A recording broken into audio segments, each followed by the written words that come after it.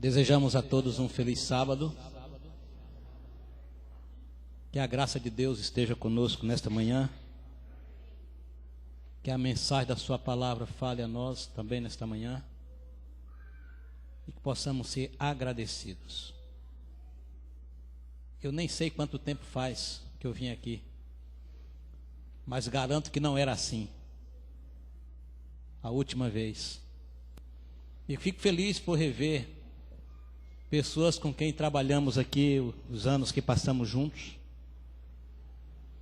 E fico mais feliz por ver aqueles que não conheço, que é o sinal que a igreja cresceu.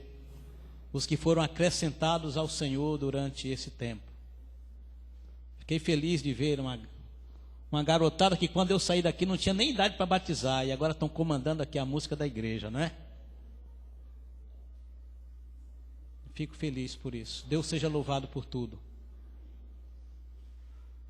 Fico feliz por ver esta igreja, agora a sua parte física completamente modificada. Eu só conheci a igreja do banheiro para trás. Do banheiro para frente não conhecia mais nada. É tudo novo. Deus seja louvado por homens e mulheres que se sacrificaram para que esta igreja estivesse na atual condição hoje. Pessoas que desejaram por isso já estão descansando no Senhor e não puderam ver isso realizado. E embora quando Jesus voltar não vai ficar pedra sobre pedra, né? Mas vocês poderão contar e eles vão ver nos filmes de Deus como ficou Madureira depois da reforma.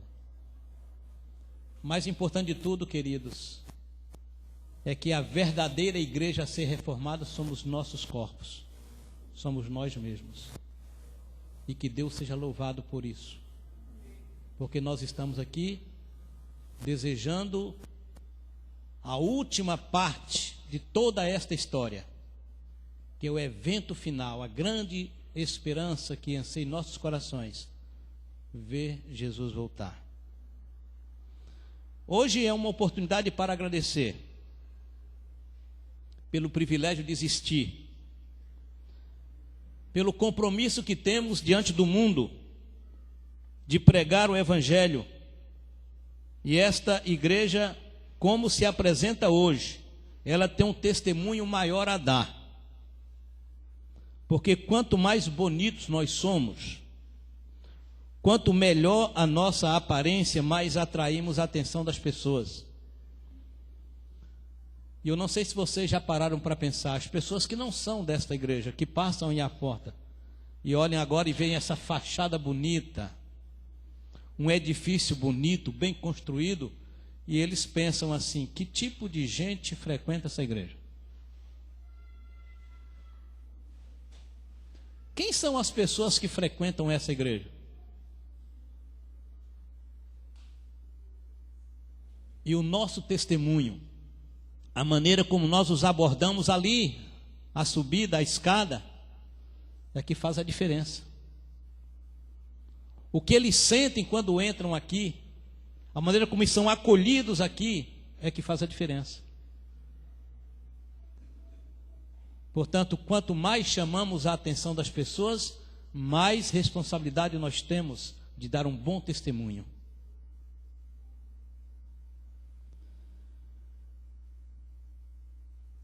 O grande compromisso que nós temos como Igreja Adventista do Sétimo Dia é mostrar ao mundo o Deus verdadeiro, a maneira como nós o adoramos, a Jesus a quem nós representamos, esse Jesus que está prestes a voltar.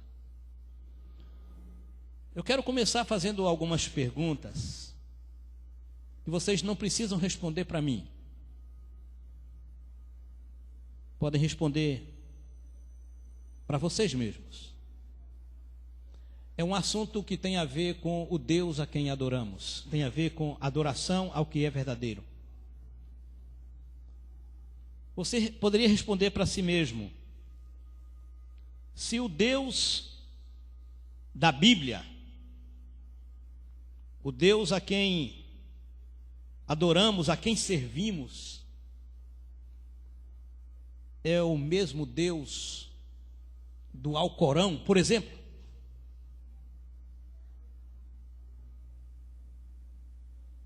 Isso nos leva a outras perguntas.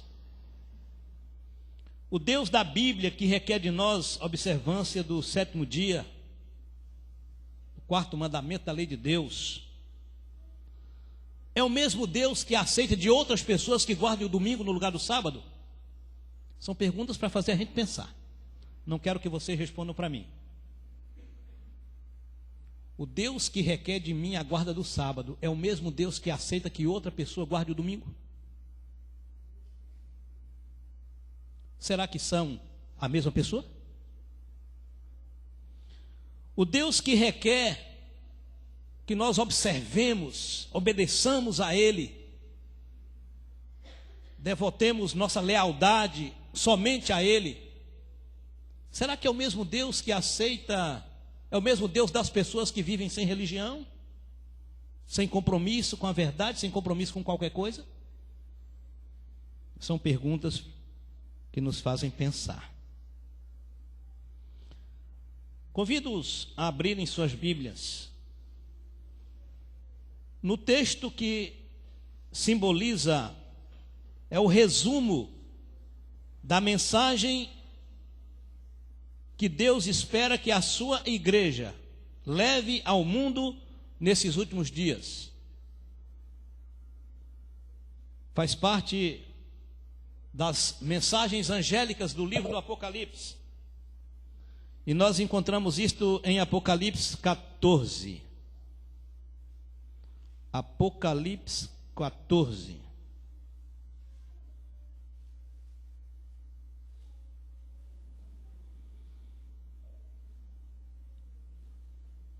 A partir do verso 6, nós encontramos as três mensagens angélicas. Essas três mensagens angélicas representam as últimas mensagens de Deus ao mundo. E esse mundo que está prestes a chegar ao fim, precisa conhecer, ouvir essas mensagens. E esta igreja, e nós que formamos esta igreja, temos o compromisso de levar às pessoas esta mensagem. Eu leio o verso 6. Eu vi um outro anjo voando pelo meio do céu, tendo um evangelho eterno, para pregar aos que se assentam sobre a terra, e a cada nação, tribo, língua e povo. E qual era a mensagem que este anjo tinha para pregar a todo o mundo? Dizendo em grande voz, aqui está a mensagem: temei a Deus e dai-lhe glória, pois é chegada a hora do seu juízo. Esta primeira parte do verso 7 tem a ver com o retorno de Cristo, a advertência ao mundo para que se prepare para o juízo de Deus, que já começou.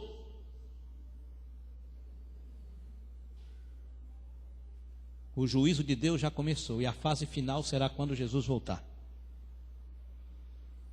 E a última parte do verso 7 diz: adorai aquele que fez o céu, a terra, o mar e as fontes das águas. E a última mensagem, a última parte da mensagem do primeiro anjo, é um convite ao mundo para adorar a Deus. Não a qualquer Deus, ao Deus da Bíblia, ao Deus Criador. E aqui está uma referência ao sétimo dia, porque no sétimo dia nos lembramos de Deus como Criador do mundo, aquele que fez o céu, a terra, o mar e as fontes das águas, do jeito que está lá no quarto mandamento. Mesma expressão é usada por João referente a Deus, o nosso Criador. Queridos irmãos e amigos,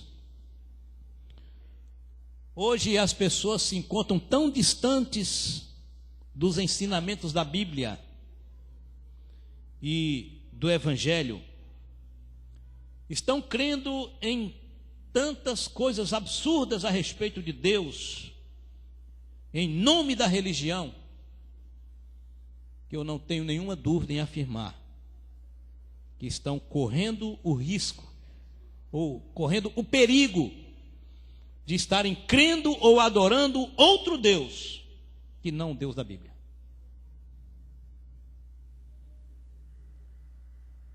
E nós que esperamos que logo um novo céu e uma nova terra possam surgir, o cerne da mensagem adventista é a volta de Jesus. Não podemos crer num Deus diferente do Deus da Bíblia. E é esse Deus que precisamos passar para as pessoas. A imagem de Deus que nos é apresentada pela Bíblia, infelizmente vem sendo substituída em nome de religião, de uma religião mais fácil. A imagem do Deus da Bíblia está sendo substituída pela imagem de um Deus que está mais preocupado apenas com as satisfações das necessidades humanas.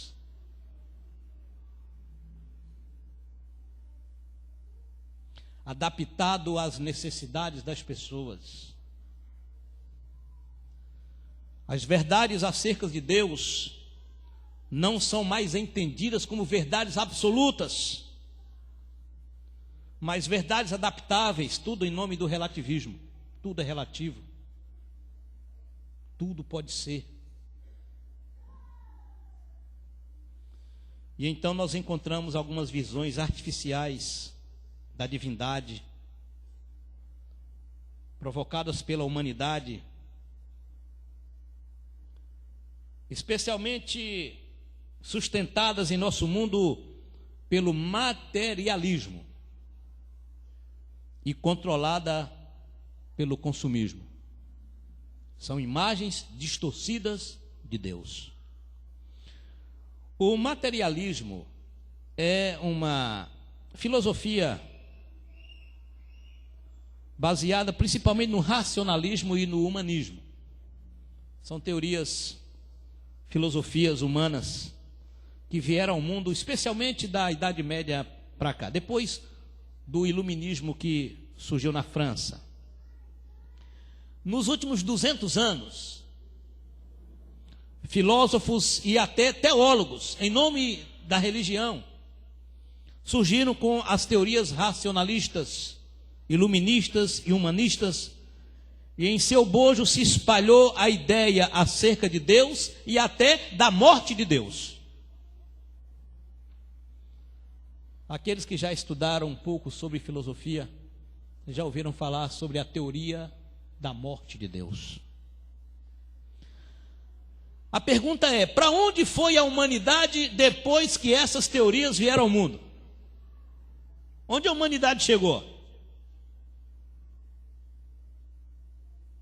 Poderíamos dizer que a humanidade melhorou ou piorou? A maneira como o mundo vê o próprio mundo, a maneira como o homem vê o próprio ser humano, como trata o ser humano, depois dessas teorias, piorou ou melhorou?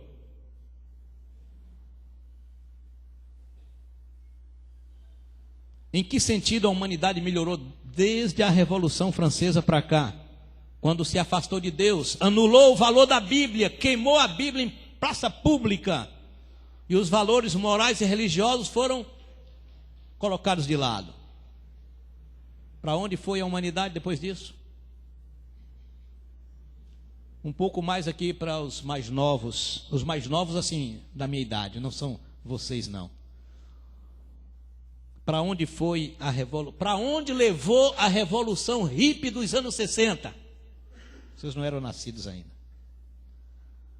Para onde a humanidade, para onde essa revolução hippie dos anos 60 levou a humanidade? Embora pregassem coisas bonitas como paz e amor, mas junto com paz e amor estava sexo livre e drogas. Onde a humanidade, levada por essa corrente, chegou? Em que as drogas têm ajudado as pessoas que buscavam uma felicidade apenas artificial? Onde elas chegaram?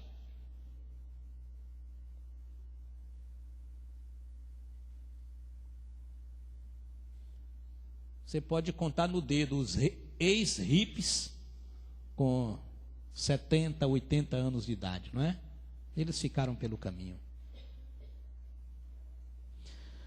Isso é materialismo. É viver o mundo apenas preocupado com o presente. A nossa preocupação deve estar no presente também, mas olhamos para o presente preocupados com o futuro. E o futuro nada é do que a soma do que você fez no passado com as decisões que você está tomando hoje. Isso é futuro. É a soma do passado com as decisões do presente. Isso é futuro. Por isso, nosso futuro é regido pela maneira como nós vivemos a nossa vida e como nós estamos decidindo ela no hoje. O presente, que é tão passageiro. O presente é tão passageiro que quando eu termino de falar presente, já é passado.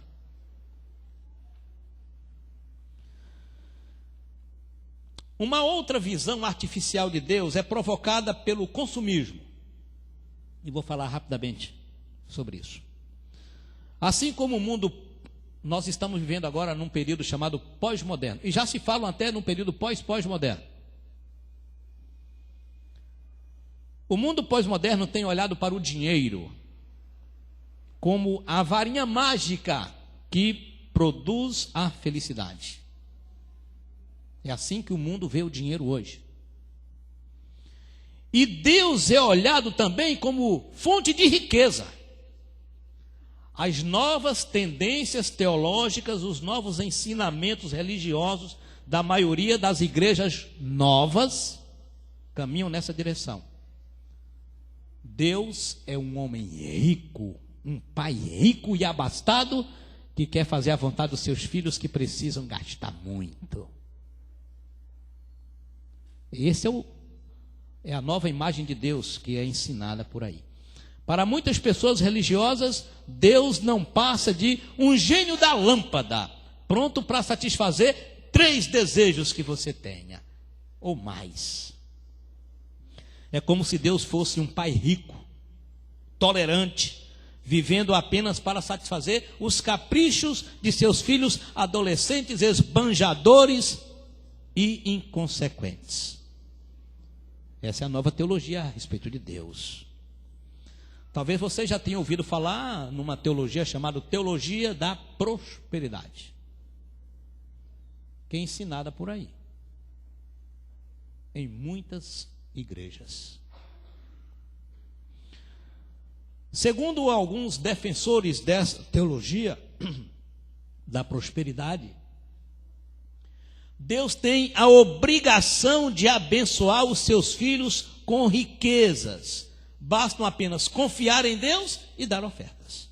E Deus vai satisfazer todos os seus desejos. Para vocês terem uma ideia, uma senhora, dando o seu testemunho a respeito desse tipo de fé, que é um tipo de fé pós-moderno, ela disse o seguinte: não peço as coisas para Jesus para amanhã. Eu não peço nada a Ele para amanhã. Eu peço, tudo que eu peço a Ele é para hoje. Eu apenas oro e peço que Ele não me desaponte. Esse é o tipo de oração que está sendo ensinada a ser feito por aí. Amigos, esta é uma visão distorcida de Deus. Essa não é a visão do Deus da Bíblia. Esta é uma visão distorcida, fruto do capitalismo, fruto do consumismo, associado ao materialismo dominante nas sociedades ocidentais, principalmente do lado de cá, onde nós estamos deste mundo. A base dessa religião está nesse seguinte pensamento: Se a religião não nos transforma, então nós transformamos a religião para que ela se adapte às nossas opiniões, simpatias e necessidades. Muitos que pensam assim estão buscando a Deus para ficarem ricas. Vocês pensam que está na moda hoje ser cristão, está na moda ser evangélico, mas não é por preocupação com a salvação, é preocupação em bem-estar nesse mundo, em ser rico nesse mundo, em possuir as coisas nesse mundo, e não está preocupado com as ruas de ouro que foi cantado aqui ainda nesta manhã, da Nova Jerusalém. Eles querem ruas de ouro, é aqui, é no Rio de Janeiro mesmo.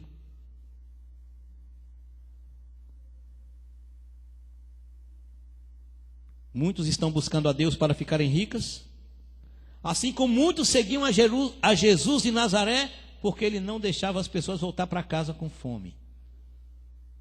Ele, com 5 pães e 2 peixinhos, alimentava as multidões, e muita gente ia atrás dele por causa disso, por causa dos pães e dos peixes, não por causa da mensagem de salvação.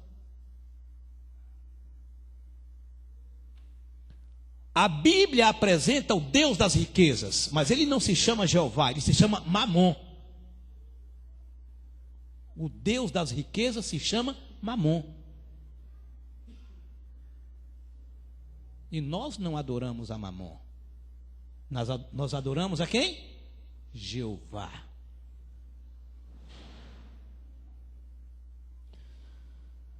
Para que servem as riquezas quando as pessoas ficam doentes?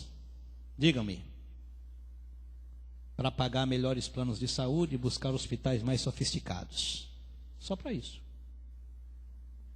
Que não é garantia de que você vai recuperar a saúde. Quando as pessoas se sentem inseguras, que segurança as riquezas trazem? Apenas para contratar mais seguranças e comprar mais aparelhos eletrônicos e colocar mais segurança na casa?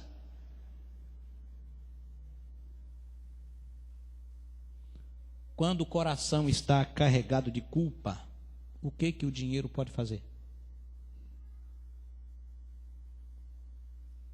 E é isso que as pessoas estão buscando na religião do mundo pós-moderno.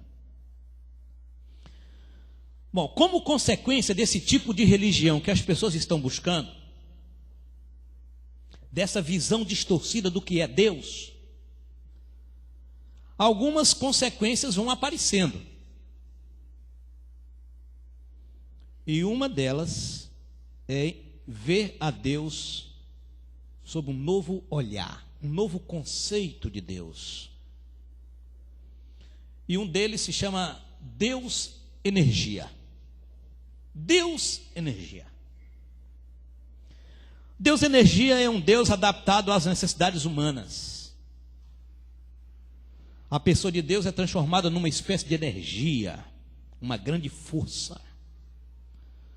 Poucas pessoas, mesmo entre o mundo evangélico, acreditam que Deus é um ser pessoal, como a Bíblia diz que é. Mesmo entre as pessoas que andam com a Bíblia na mão, poucos acreditam no Deus como uma pessoa. Para eles, a maioria, eles creem no Deus como uma energia, uma fonte de energia. Se vocês perguntarem aos seus vizinhos qual é o conceito que eles têm de Deus, perguntem isso na sua classe, lá na escola. Perguntem para os seus colegas de escola, como é que eles veem Deus? Qual é a ideia que eles têm de Deus? Vocês escutem as respostas. Em qualquer ambiente que você perguntar, a ideia preponderante, aquela que vai prevalecer, é a ideia de que Deus é uma energia, é uma fonte de poder. Eles não têm ideia de que Deus é uma pessoa que se preocupa com a gente, que anda com a gente, que fala com você, preocupada com você. Deus é uma pessoa ou é uma energia? Para a grande maioria é uma energia poderosa, sem dúvida, mas apenas uma energia. Eu fiz uma pesquisa dessa, só com pessoas do 3º grau. gente com conhecimento acadêmico. E a pergunta era: como vocês percebem Deus? E coloquei algumas alternativas para eles marcarem ali. Porque esse povo não gosta de pensar muito para responder, ainda mais sobre religião, né? Então, dê algumas alternativas ali do que, como eles imaginam que é Deus. E acreditem, 9 em cada 10 creem num Deus que é energia. 90%. Apenas 1 de cada 10 respondeu ter uma ideia de Deus como um ser pessoal que se comunica e se preocupa conosco. 1 em 10. Essa é a ideia do que o mundo, a ideia que o mundo absorve a respeito de Deus. É claro que muito disso aqui tem a ver com os efeitos dos ensinos da nova era que trouxeram para o mundo de uns 20 anos para cá, não é? Tem contribuído para esse entendimento. As pessoas estão se voltando para um Deus energia, integrado à natureza. É uma grande preocupação com a ecologia, não é? Com as questões ambientais, a preocupação com a natureza, não é? Tudo isso está integrado a esses novos conceitos de Deus, não é? Mas um Deus, você se preocupa com a natureza, mas não precisa se preocupar com Deus, com os seus sentimentos. E Deus também não tem planos para mudar este mundo, então você precisa apenas conservá-lo. Esse é um tipo de Deus fabricado por encomenda, para atender a caprichos de uma geração que não abre mão da liberdade sem limites. E nós estamos colhendo as consequências disso. Eu volto a perguntar: quando as pessoas se sentem solitárias, quando elas estão sozinhas, com medo do futuro, o que uma energia pode fazer para ajudá-las? A enfiar o dedo numa tomada para receber uma dose de energia? O que um ser impessoal, não é uma pessoa, é só uma corrente, sem sentimentos. O que ele pode fazer quando o seu casamento está acabando? Quando sua família está sendo desfeita? Quando seu filho está se envolvendo com amizades que vão destruí-lo? O que uma energia pode fazer? Que tipo de ajuda você pode receber de um Deus que não é uma pessoa, que não fala contigo, que não se comunica contigo, que não se preocupa contigo? Que tipo de ajuda as pessoas podem receber de um Deus assim?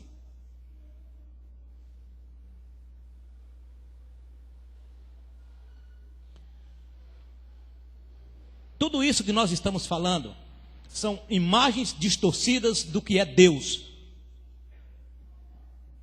do Deus da Bíblia. Imagens distorcidas do Deus da Bíblia, da mensagem que temos que dar do que é o Deus verdadeiro. Essa imagem distorcida de Deus, apresentada pela sociedade atual, coloca ainda uma outra parte da personalidade divina, que é a sua soberania. Entendemos que Deus é soberano, a sua vontade está acima de todas as coisas. Ele nos criou para sermos submissos a Ele. Através da Bíblia entendemos que Deus, além de tudo que Ele é, e que nós não conhecemos tudo, mas nós entendemos que Deus é onipotente. O que significa onipotente? Digam para mim. Que pode tudo. As coisas que Deus não pode fazer são as coisas contrárias ao seu próprio caráter. Por exemplo, Deus não mente. Mas Ele pode todas as coisas. Poder aqui no sentido de ter capacidade para realizar. Nada foge ao seu alcance. Nada foge ao seu poder. Além de onipotente, o que mais a Bíblia diz que Deus é? Onisciente. E o que significa ser onisciente? É que Ele sabe todas as coisas. Inclusive, diz a Bíblia, quantos fios de cabelo tem ainda na sua cabeça? Ainda, eu disse, tá? Com o tempo eles vão começando a cair. Até as mulheres perdem cabelo também, sabiam? Só não ficam careca. Mas esse Deus sabe de tudo. Há coisas que a ciência tem tentado descobrir a respeito de Deus, estudando a natureza, e nunca vão descobrir. Por exemplo, há vários estudos aí para pesquisar as células tronco e tudo mais. Até quem diga, até descobertas para descobrir quantos caroços tem dentro de uma laranja sem precisar abrir a laranja. Porque dentro de uma manga, a gente já sabe. Dentro de um abacate, eu também sei. Mas dentro de uma laranja, quantos caroços tem dentro de uma laranja? Vários. E cada laranja tem uma quantidade maior do que a outra. Mas eu quero ver a ciência descobrir quantas laranjas tem dentro de uma semente de laranja. Aí eu quero ver. Só Deus sabe. Quantas laranjas tem dentro de uma semente de laranja?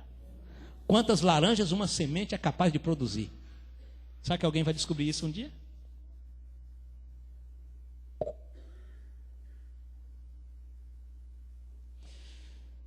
Queridos, a soberania de Deus impõe que devemos ser submissos a Ele.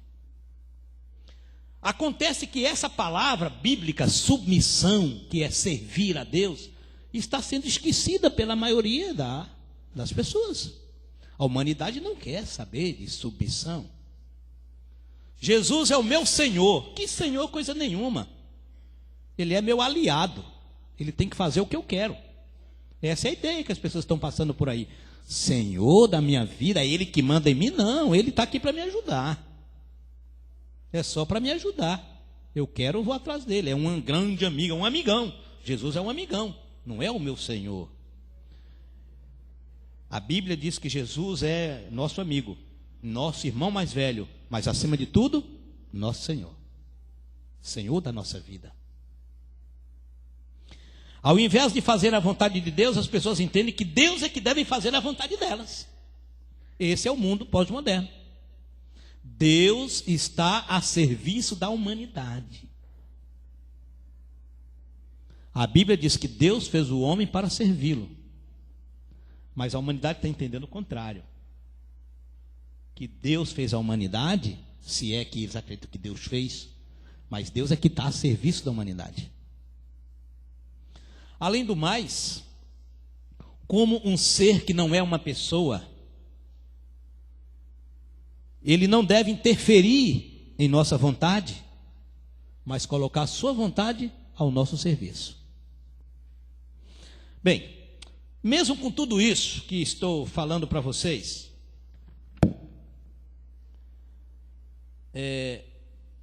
devemos também notar que o mundo atual descobre-se assim uma crescente necessidade, um aumento da necessidade que as pessoas têm de Deus, embora seja esse Deus que eles imaginam diferente do nosso, diferente do Deus da Bíblia, mas há assim um aumento dessa necessidade de Deus. Algumas pesquisas foram feitas recentemente por institutos religiosos que têm comprovado que a crença em Deus está aumentando ultimamente. Há algum tempo, há alguns anos, a revista Veja, ou antes da revista Veja, uma revista americana, realizou uma pesquisa dessa entre seus leitores. E a resposta é que 85% dos americanos acreditavam num poder superior que eles chamavam de Deus. Vocês sabem que a América é um dos países mais afastados dos conceitos bíblicos hoje, embora tenha sido uma nação que nasceu com a Bíblia na mão, mas se distanciou tanto dos ensinamentos da Bíblia que foi considerada quase uma nação sem Deus. Embora o nome de Deus seja até no dinheiro deles, né? Como está no nosso também, né? Louvado seja Deus. Está lá no nosso dinheiro, no dinheiro americano também. Para eles, Deus tem uma explicação. Deus tem uma explicação para tudo. Então, 85% dos americanos ultimamente acreditam que há um poder superior que eles chamam de Deus. Até nos meios mais atingidos pelo ateísmo, que é o meio científico, o meio acadêmico mundial, a crença em Deus também tem crescido. Em 1997, há cerca de 12 anos, 40% dos físicos e biólogos norte-americanos e ingleses confessaram que acreditavam num Deus espiritual. 40%. 45% acreditavam ter uma ligação com algum tipo de divindade. E só 15% alegaram que não crê em nada sobrenatural. Então, até no meio científico, a crença em Deus tem aumentado. Então, agora, em 98 foi feita então uma pesquisa pela revista Veja, aqui no Brasil. E a pergunta era: você crê em Deus? A pergunta que era inclusive a capa da revista. Você crê em Deus? E os brasileiros puderam responder esta pesquisa. Vejam só, 99% dos brasileiros respondeu sim a essa pergunta. Por isso dizem por aí que o Brasil é o maior país católico do mundo.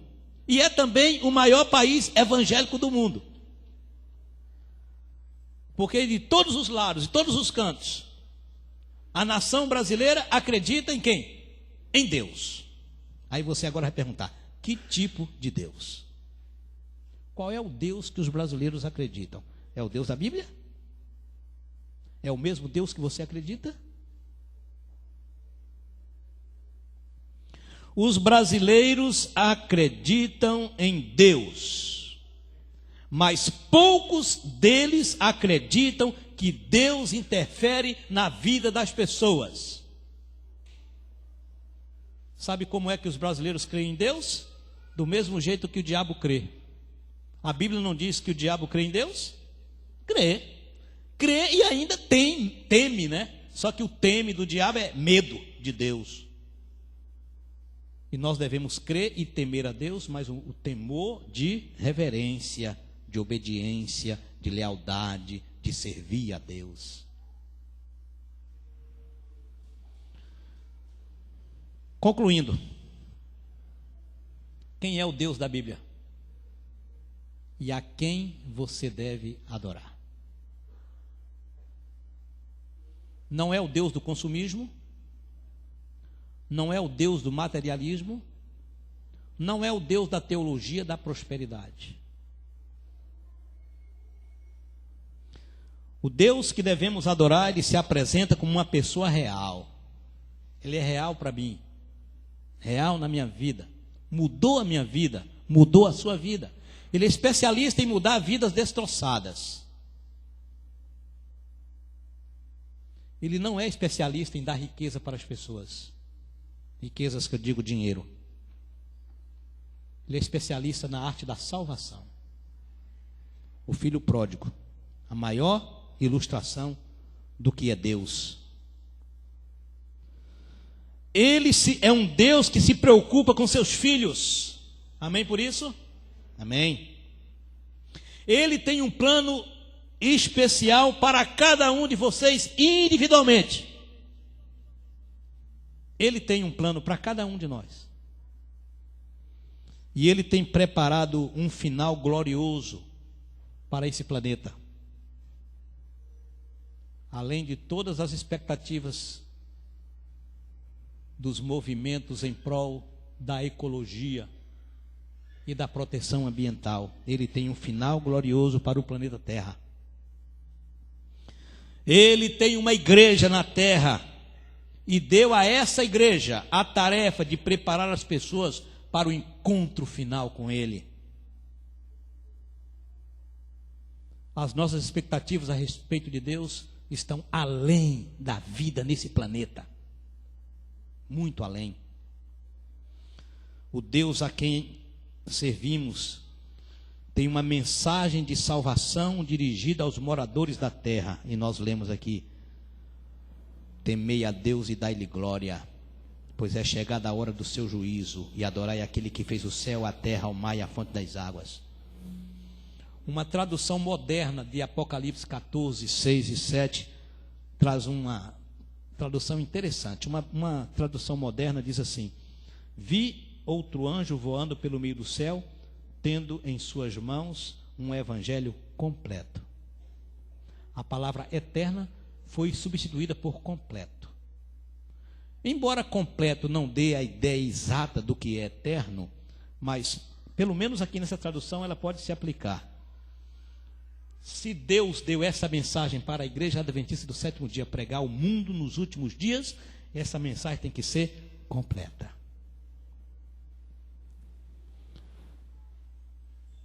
Você tira alguma página da sua Bíblia quando dá estudos bíblicos e diz que não precisa mais observar essa daqui porque ela só para os judeus? Você tira algum mandamento da lei de Deus quando vai dar estudos bíblicos para alguém e diz assim: não, esse mandamento aqui só era para ser guardado antes da morte de Cristo, depois não precisa mais. Você faz isso? Por que não fazemos? Porque nós temos uma mensagem completa. Nós não temos uma mensagem só do Antigo Testamento, nem só do Novo. Nós temos uma mensagem completa, que abrange de uma ponta à outra da eternidade. Se é que podemos dizer que a eternidade tem duas pontas, né? Queridos, nós cremos num Deus que tem uma mensagem de esperança para você, apesar da confusão que esse mundo vive hoje. E nós lemos a Bíblia só no início, não é? Agora vamos ler para terminar.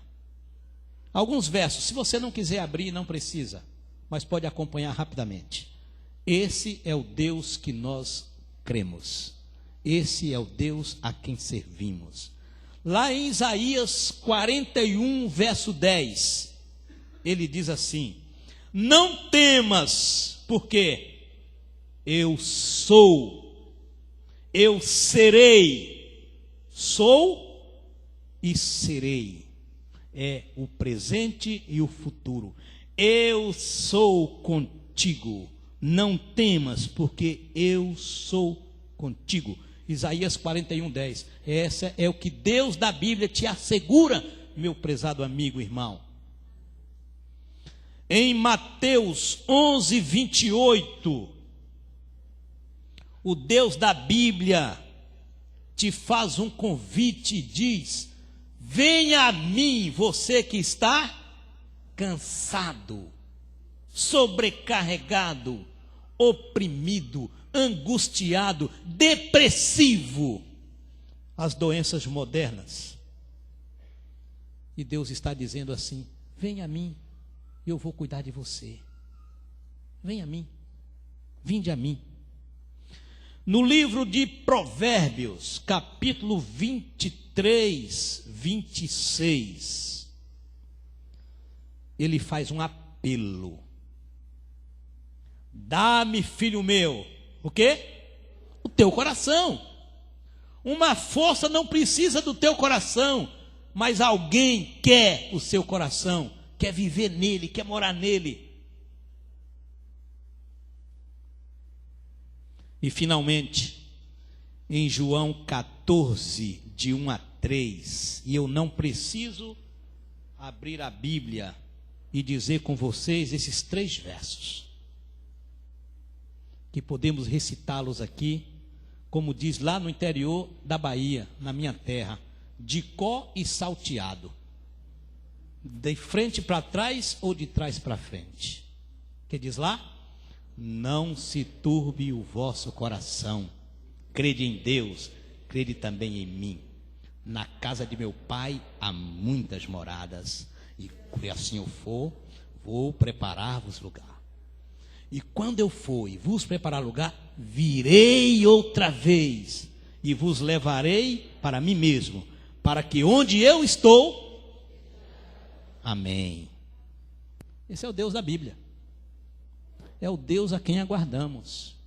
É o Deus a quem esperamos. É o Deus a quem esta igreja tem que pregar. Este é o Deus que as pessoas que passam em frente à igreja de Madureira têm expectativa. Quem é o Deus a quem eles adoram? Que tipo de gente frequenta essa igreja? Que tipo de crença eles têm? Será que eles têm alguma coisa para ensinar para mim? Será que eles têm alguma coisa para passar para mim? O que eu posso aprender com eles? Esse é o desafio para a igreja de Madureira.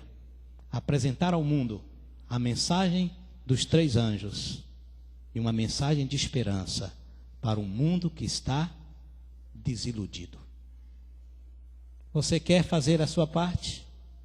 Quer pedir que Deus te ajude a dar esperança para o mundo? Você é um agente de esperança. Você é um comunicador de esperança. Você é um amigo da esperança. E Deus espera que você faça a sua parte. Em nome de Jesus. Amém?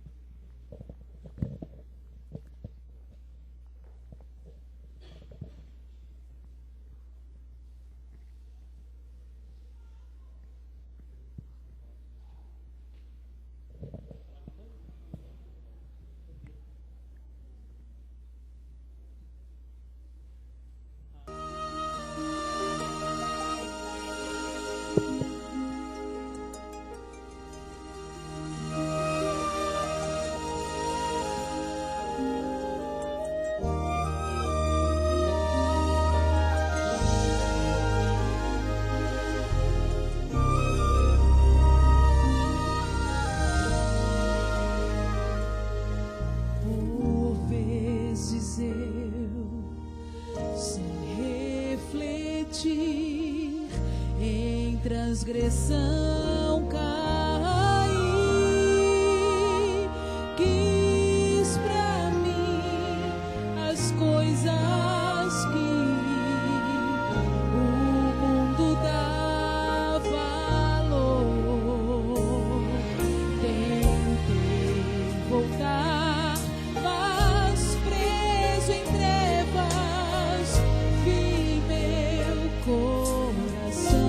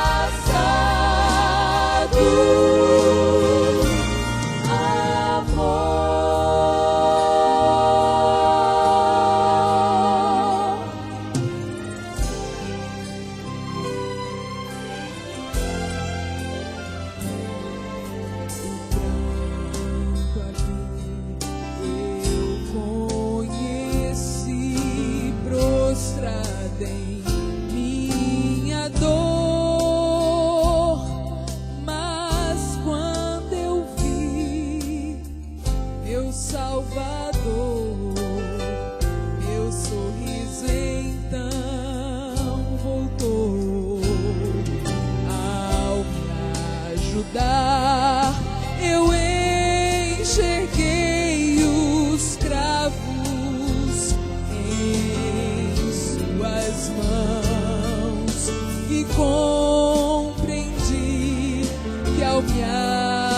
passar, quebrei seu coração.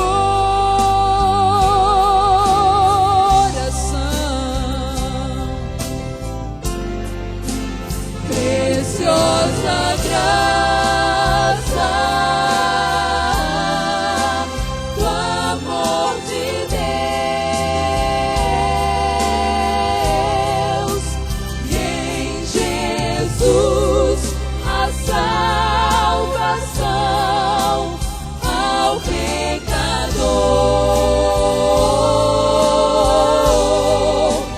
Sobre a cruz a sua vida entregou em meu lugar. Hoje estou livre, fui perdoado.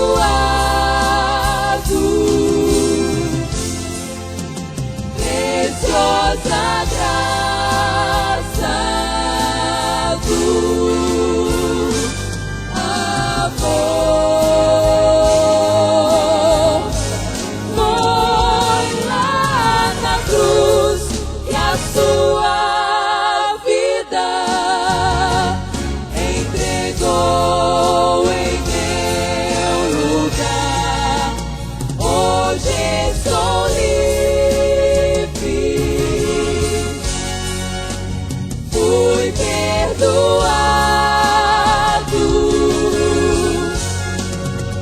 Preciosa graça do amor,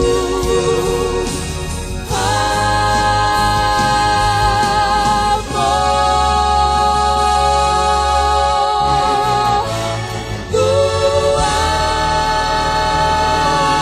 amor.